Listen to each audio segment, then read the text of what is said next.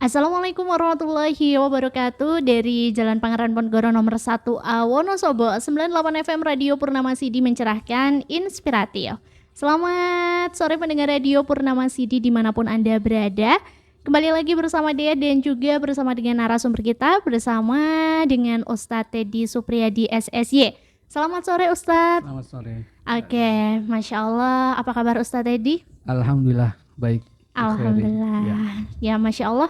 Di kesempatan yang luar biasa sekali di sore hari ini kembali hadir Dea dan juga Ustadz Teddy menemani pendengar Radio Purnama Sidi, spesialnya di sajian leluasa, lebih luas seputar agama. Dan tentunya dia bakal menemani pendengar Radio Purnama Sidi sampai kurang lebih pukul 5 sore nanti. Dan kita masih akan bincang-bincang terkait dengan himpunan putusan tarjih Ustadz ya. Iya. Oke. Dan tentunya pada kesempatan kali ini kita sudah masuk di bab kedua Ustadz ya. Iya, tentang toharoh. Tentang toharoh. Adapun untuk subbabnya ini tentang istinja begitu ya Ustadz ya. Kita bahas tentang istinja, bagaimana tata caranya dan detailnya. Oke. Ya, dan tentunya pendengar Radio Purnama Sidi Anda bisa mendengarkan kami via frekuensi di 98 FM atau bagi Anda juga bisa mendengarkan via streaming di www.jogjastreamers.com ya. Bagi pendengar Radio Purnama Sidi dimanapun Anda berada, jangan lupa ikutin acara kita setiap di hari Jumat.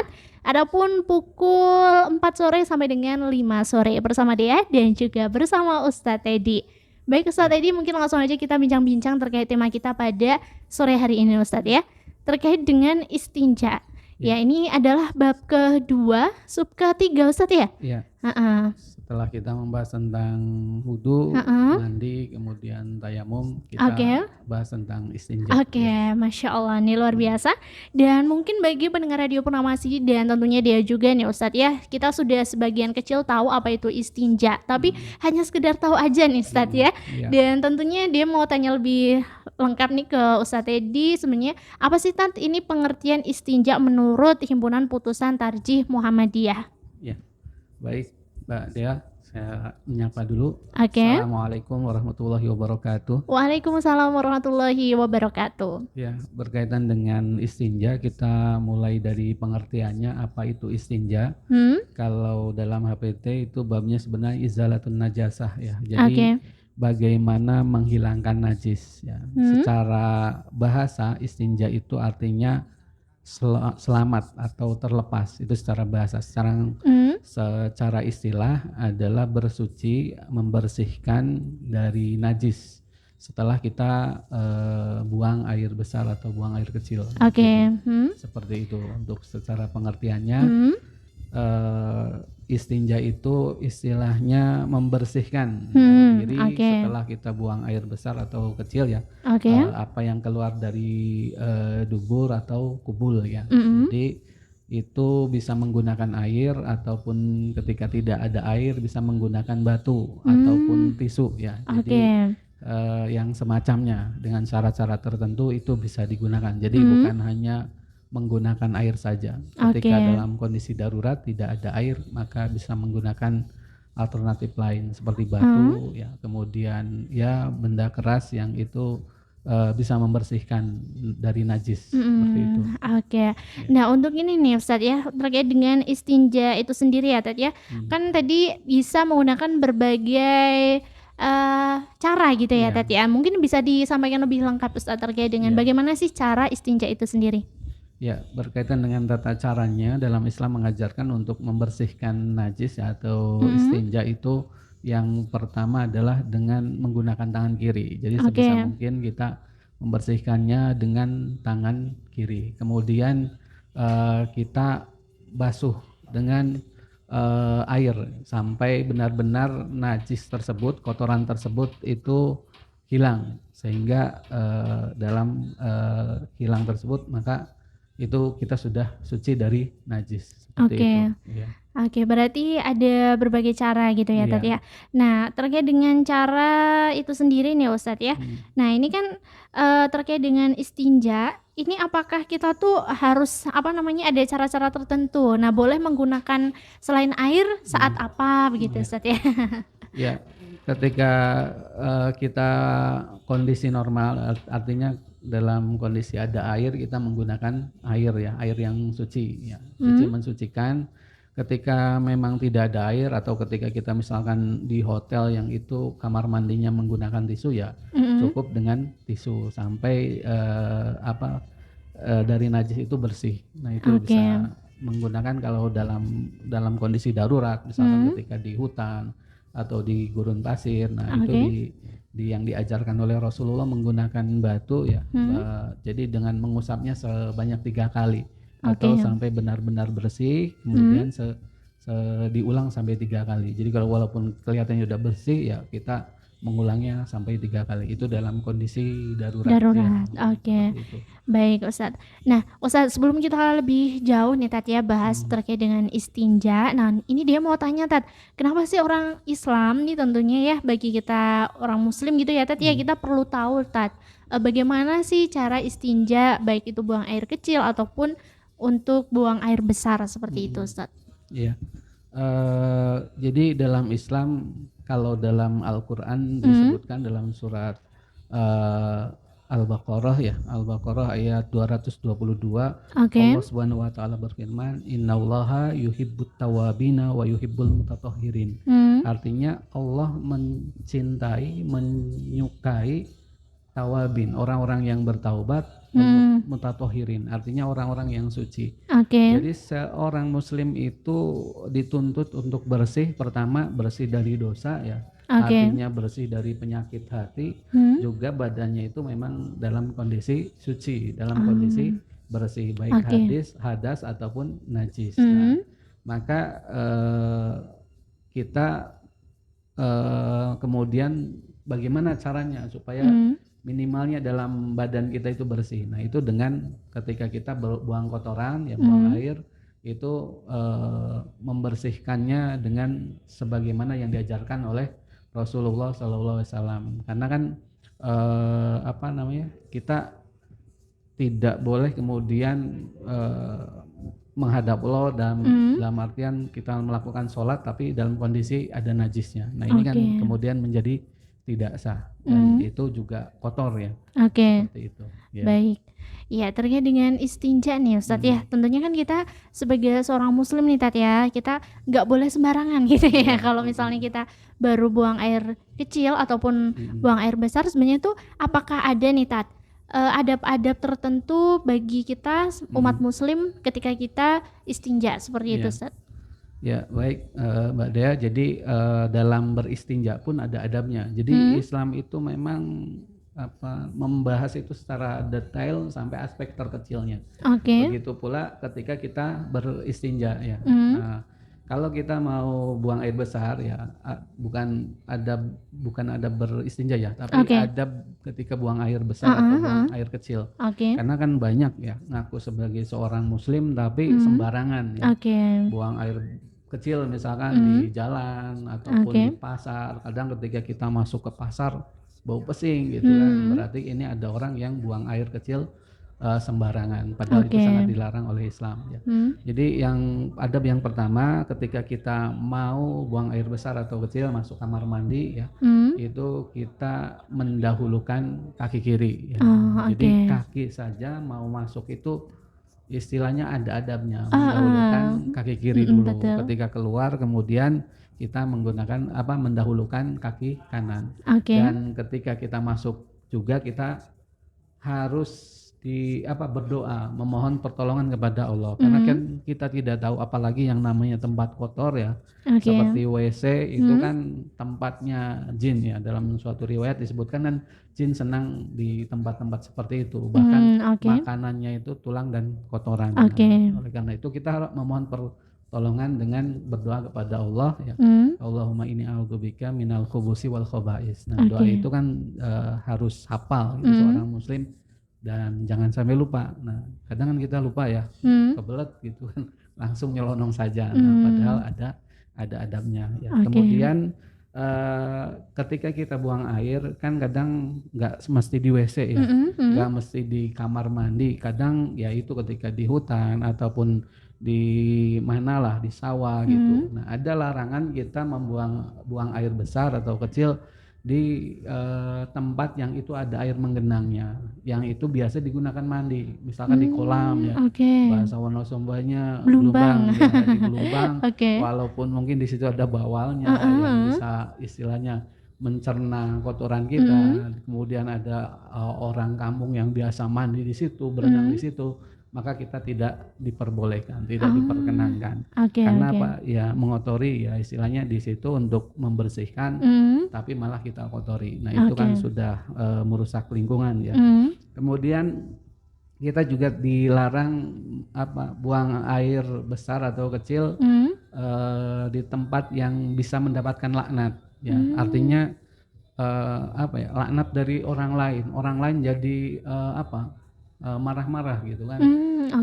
Contohnya ketika kita buang air besar di jalan gitu kan, di jalan sembarangan. Nah biasanya kan ada ya supir gitu kan, karena kebelet kemudian di jalan gitu, yang di trotoar ataupun di pinggir jalan, yang itu banyak orang berlalu lalang, sehingga orang ketika lewat melihat ada najis di situ kan, jadi istilahnya mengatakan hal yang tidak baik kepada orang yang melakukan hal tersebut. Nah itu juga adab kita dilarang untuk buang air besar di tempat yang bisa mendapatkan laknat seperti itu ya. Kemudian yang keempatnya adalah jika kita berada di tempat umum ya, di tempat terbuka, kan kalau dulu orang-orang Arab kan kadang kalau goit ya, dalam artian tempat buang air besar itu di padang pasir gitu kan, tempat terbuka. Nah itu juga kita hendaknya menutup auratnya ya, walaupun kita istilahnya di tempat terbuka yang itu sepi, nggak ada orang, ya kita terpaksa buang air besar di situ. Nah kita harus menutupi ya, pakai sarung atau pakai hal-hal yang bisa menutupi. Nah seperti itu. Jadi kadang di suatu tempat kan ada yang memang sanitasinya kurang ya, nggak ada WC umum, kemudian di rumahnya juga nggak punya kamar mandi ya, kamar mandi ataupun sepiteng, sehingga kadang orang-orang kemudian buang airnya di sawah gitu kan, di kebun yang memang tidak ada orang, dan itu ya istilahnya terbuka. Nah kita diperintahkan, disunahkan oleh Rasulullah untuk menutupi auratnya, tetap kita menjaga auratnya. Kemudian juga kalau di tempat terbuka itu kita dilarang menghadap kiblat ya. Jadi kalau kita kemudian di tempat terbuka menghadap kiblat atau membelakangi ya, itu dilarang. Jadi kalau bisa kita menghadap, kalau kiblat itu barat berarti kita menghadapnya ke utara atau selatan. Nah, begitu pula sebaiknya umat Islam ketika membangun WC ya, membuat WC itu jangan sampai WC itu menghadap kiblat atau membelakangi kiblat gitu. Seperti itu.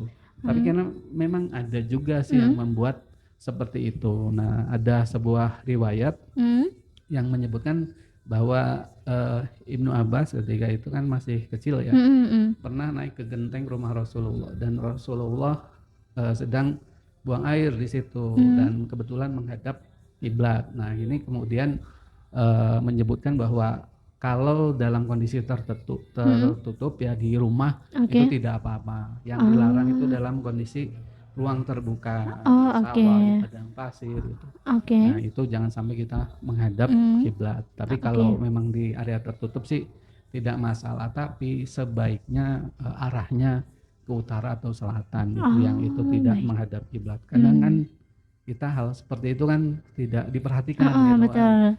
Karena saya juga pernah menempati sebuah rumah yang itu WC-nya kok menghadap ke sini. Ya, mau nggak mau ya tetap seperti itu gitu ya. Nah itu tidak masalah sebenarnya, tapi sebaiknya mending ke arah utara atau selatan seperti itu ya.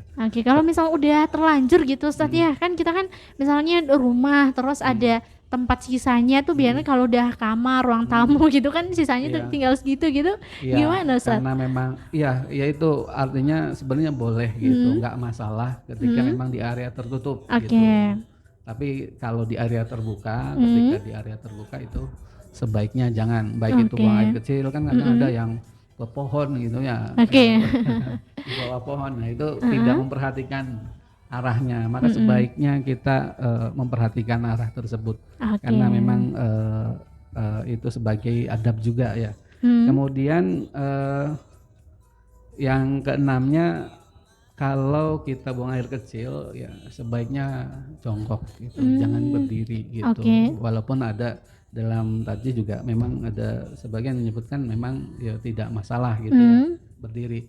Tapi sebaiknya ketika kita buang air kecil ya, itu yang bagi laki-laki itu lebih baik duduk jongkok ya. Jongkok artinya tidak berdiri. Kadang ada orang yang mengatakan, oh kalau jongkok itu nanti nyiprati. Justru lebih aman karena jadi arah cipratannya ke depan gitu. Arah cipratannya ke depan sehingga tidak mengenai badan kita, betis kita ataupun pakaian kita kalau kita buang air kecilnya dalam kondisi jongkok. Maka sebaiknya juga di masjid-masjid itu tempat buang air kecilnya itu jangan yang berdiri gitu ya, WC aja gitu, jadinya yang jongkok gitu. Itu sebaiknya. Kemudian setelah kita buang air besar atau buang air kecil, maka itu kemudian beristinja. Sebaiknya beristinja dan itu menggunakan air secukupnya, jangan terlalu sedikit karena memang hemat air ya sedikit sehingga najisnya masih ada gitu. Apalagi orang laki-laki biasanya kan kadang masih ada sisanya gitu. Kadang netes. Nah, itu jangan sampai kita ada najisnya baik di pakaian kita ya ataupun di tubuh kita. Jadi benar-benar dibersihkan najis tersebut karena itu menentukan sah tidaknya sholat kita. Kalau kita kemudian sholat dalam kondisi ada najisnya, bekas kita tidak beristinja dengan baik dan benar, maka sholat kita kemudian menjadi batal, tidak sah. Kemudian yang terakhir adalah setelah kita keluar dari kamar mandi, toilet atau WC, maka kita berdoa juga, berdoa memohon ampun, karena kan kita tidak tahu ya bahwa najis itu sebenarnya mengenai kita atau tidak, kan kadang kita tidak tahu. Kita sudah berusaha untuk benar-benar bersih, tapi kan kadang ya cipratan kecil gitu. Walaupun dalam sebagian ulama berpendapat bahwa cipratan-cipratan kecil yang kita tidak menyadarinya, tidak mengetahui itu makfu gitu, dimaafkan, artinya tidak apa-apa. Maka ketika keluar dari WC itu berdoa ghufronaka, memohon ampun kepada Allah. Ya Allah ampunilah. Nah, itu seperti itu. Itu adab dalam buang air besar atau buang air kecil yang harus kita perhatikan. Ya. Baik Ustaz ya. Masya Allah, Islam tuh indah banget ya Tat ya. Sampai hal yang kelihatannya sepele aja sudah diatur semuanya gitu ya Tat ya. Dan Ustaz dia masih mau tanya nih Tat ya terkait dengan istinja. Tadi kan sempat disampaikan tata caranya ya Ustaz ya. Nah, untuk ini Tat, apakah tata cara itu berlaku bagi misalnya anak-anak sampai dewasa, atau apakah anak-anak tuh ada khusus gitu, atau misalnya bagi orang dewasa juga ada cara tertentu seperti itu Ustadz? Maksudnya untuk anak kecil bagi anak kecil, bagi yang belum balik misalnya seperti itu Ustadz? Ya, bagi yang belum balik ataupun balita ya, kalau berkaitan dengan najis kan sudah jelas ya. Untuk bayi ataupun anak yang memang masih kecil ya, bayi laki-laki itu kan najisnya najis ringan ya, cukup dicipratkan saja. Tetapi bagi yang udah berumur gitu, udah mulai makan juga ya, makanan biasa gitu, sampai usia balik itu ya tetap wajib untuk beristinja. Artinya memang anak-anak kita ya harus dilatih untuk membersihkan diri. Ya biasanya kalau masih anak-anak kan dibersihkan sama orang tuanya ya. Nah, itu kewajiban orang tua ketika anak itu memang belum bisa beristinja sendiri gitu. Tetapi kalau sudah agak besar gitu, dia sudah bisa melakukannya sendiri, maka kita wajib untuk mengajarinya dengan cara-cara yang diajarkan dalam Islam, beristinja yang baik gitu, seperti itu. Baik, berarti itu berlaku buat semuanya gitu ya Tat ya. Ya, walaupun kadang kan ada anak yang memang misalnya anak laki-laki gitu kan, umur TK masih 5 tahun, 6 tahun, kan kadang pipis sembarangan gitu kan. juga ke masjid juga dalam kondisi kering, dalam artian dia sudah pipis kemudian mengenai celananya, ya istilahnya celananya kering gitu kan, sudah kering ke masjid, itu sih tidak ada masalah gitu. Artinya dalam kondisi kering kan tidak kemudian membuat najis lantai masjid gitu. Tapi dalam kondisi basah kan itu bisa menyebabkan najis. Oleh karena itu orang tua perlu memperhatikan hal tersebut gitu. Oke, Masya Allah, luar biasa sekali Ustadz ya, terkait dengan materi yang kelihatannya sederhana tapi ini penting sekali bagi kita sebagai umat muslim ya Ustadz ya. Baik Ustadz, ini untuk beberapa menit terakhir mungkin Ustadz Teddy ada closing statement terkait materi kita pada sore hari ini Ustadz, terkait dengan bab toharoh, terkait dengan istinja ini Ustadz. Ya baik, jamaah rahimakumullah, bahwa Islam mengatur kita untuk senantiasa suci ya. Tadi saya sampaikan suci hati, suci badan gitu kan, suci dari dosa dengan taubat, suci badan dari najis dan hadas dengan istinja, kemudian wudu. Nah, artinya Islam mengajarkan kebersihan. Dalam suatu riwayat disebutkan at-tuhuru satrul iman. Jadi yang namanya kesucian, kebersihan itu bagian dari iman. Umat Islam yang mayoritas di Indonesia harusnya lebih memperhatikan kebersihan hal ini, baik itu hal yang memang kotor ataupun yang memang benar-benar najis ya. Nah, bahkan dalam surat Al-Mudaththir disebutkan wathiyabaka fatahhir ya. Jadi bersihkanlah pakaianmu. Jadi kadang kita kan memang kurang memperhatikan, banyak kaum muslimin yang tidak memperhatikan hal ini gitu. Walaupun itu menjadi kewajiban kita, banyak ya yang namanya buang sampah sembarangan, kemudian sanitasinya kurang baik sehingga kemudian tidak membuat sepiteng, mengotori sungai dan lain sebagainya ya. Padahal dalam Islam hal tersebut sudah dijelaskan dengan gamblang bahwa itu bagian dari keimanan. Nah, tinggal kita bagaimana mempraktekannya. Mempraktekkan artinya apa-apa yang sudah kita pahami berkaitan dengan toharo, mulai dari berwudu, mandi, tayamum atau istinja, izalatun najasah yang menghilangkan najis, itu harus benar-benar direalisasikan, diaplikasikan dalam kehidupan sehari-hari sehingga umat Islam itu menunjukkan keislamannya gitu kan. Seperti itu. Jadi baik istinja ya, istinja kan kadang orang tidak memperhatikan, padahal kan Rasulullah SAW pernah ya. Jadi Rasulullah pernah dalam suatu perjalanan melewati dua kuburan yang itu penghuni kuburan tersebut sedang disiksa. Nah, yang salah satunya itu disebabkan karena pipis sembarangan. Ini umat Islam ini jadi harus benar-benar bersih ya. Jadi masalah pipis itu najis, yang itu najis itu memang harus bersih. Celana kita gitu kan itu harus bersih dari najis. Nah, oleh karena itu kalau kita kemudian sembarangan, yaitu seperti digambarkan dalam riwayat tersebut, orang disiksa hanya gara-gara pipis yang tidak kemudian diperhatikan sembarangan, baik itu di jalan, kemudian tidak beristinja, itu menyebabkan kita di akhirat mendapatkan siksa. Naudzubillah. Oleh karena itu mari jamaah sekalian ya, semua kaum muslimin memperhatikan bab ini, bab toharoh ini, supaya kita terhindar dari siksa kubur yang mungkin disebabkan karena kita teledor dalam beristinja. Mungkin itu sebagai closing dari saya. Masya Allah. Baik, terima kasih banyak Ustadz Teddy atas kesempatan yang berharga banget nih bagi dia juga Ustadz ya. Dan tentunya bagi pendengar radio Purnama CD dimanapun Anda berada. Dan Ustadz Teddy terima kasih banyak untuk kesempatan pada sore hari ini Ustadz. Ya, untuk ke pertemuan selanjutnya kita masih bab toharoh Ustadz ya. Kita insya Allah membahas tentang air ya. Jadi ada salah satu bab yang membahas dalam kitab Bulughul Maram itu tentang alma, tentang air. Air itu dibahas dalam Islam. Ya, mungkin Muhammadiyah juga pernah membuat sebuah buku yang judulnya Fikih Air. Oke, siap. Nah, mungkin itu kita bahas tentang hadis-hadisnya, insya Allah pada kesempatan yang akan datang. Oke, siap. Luar biasa Ustadz ya. Kami nantikan untuk hadir kembali ke Radio Purnama Sidi.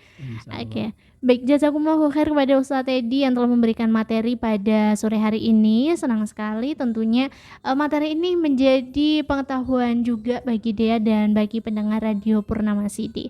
Terima kasih Ustadz, mudah-mudahan sehat selalu. Sama-sama. Ya, kami tunggu kembali ke Radio Purnama Sidi Ustadz ya. Oke, bagi pendengar Radio Purnama Sidi dimanapun Anda berada, itu tadi penyampaian dari Ustadz Teddy Supriyadi SSY. Beliau merupakan anggota dari Majelis Tarjih dan Tajdid Pimpinan Daerah Muhammadiyah Kabupaten Wonosobo, sekaligus mudir di MBS Kertek Wonosobo atau Muhammadiyah Boarding School Kertek Wonosobo, Ustadz ya. Oke, dan bagi pendengar Radio Purnama Sidi, bagi Anda yang mungkin mau bergabung bersama dengan keluarga besar MBS Kertek Wonosobo, bisa menghubungi MBS Kertek Wonosobo atau bisa menghubungi Ustadz Teddy ya, Tat ya. Yang beralamat di Kertek ya, Tat ya. Kalau Kompleks Masjid Al Jihad. Oke, di Kompleks Masjid Al Jihad. Langsung aja ke sana, boleh tanya-tanya apakah masih ada kuota atau tidak. Nanti bisa langsung aja tanya ke Ustadz Teddy ya. Oke, dan dia mohon pamit undur diri pendengar Radio Purnama Sidi. Acara ini merupakan kolaborasi dari Majelis Tarjih dan Tajdid Pimpinan Daerah Muhammadiyah Kabupaten Wonosobo, kemudian juga Majelis Pustaka dan Informasi, Majelis Tablik Pimpinan Daerah Muhammadiyah Wonosobo dan Radio Purnama Sidi Wonosobo. Dari Jalan Pangeran Diponegoro nomor 1 A Wonosobo, dia mohon pamit. Wassalamualaikum warahmatullahi wabarakatuh.